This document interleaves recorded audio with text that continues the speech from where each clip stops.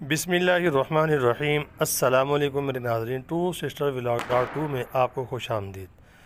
मेरे नाज़रीन, आज हम बनाएंगे आड़ू का जूस। एक आड़ू का मिल्क शेक बनता है, एक होता है कि 7 अप डाल के ना आड़ू का जूस बनता है, बहुत ज़बरदस्त, और पानी के साथ भी बनता है।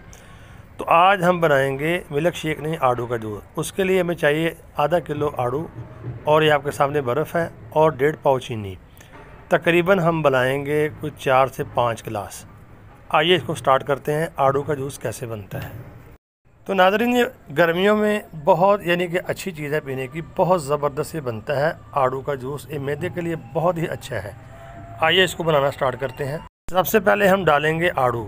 आड़ू के आपने छोटे छोटे पीसीस कर लेने हैं। ग्राइंडर के अंदर इसको डाल देंगे आड़ूओं को, और उसके बाद इसके अंदर हम डालेंगे यानी कि चीनी।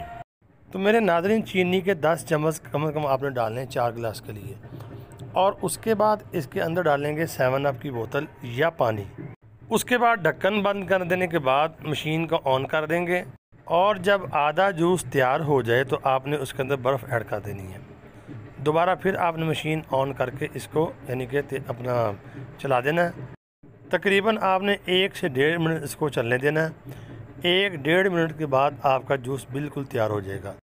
तो आपने उसको गिलास में डाल लेना है, और ख़ुद भी पिएँ, और अपने बच्चों को पिलाएं, और मेहमानों को पिलाएं। नाज़रीन, ये है आड़ू का जूस।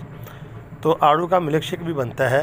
तो उम्मीद करता हूँ आपको आज की हमारी जो रेसिपी है आड़ू के जूस की पसंद आई होगी। तो आपने चैनल को सब्सक्राइब ज़रूर कर देना है, कमेंट लाजमी करना है, दुआ में ज़रूर याद रखना है। अस्सलाम वालेकुम।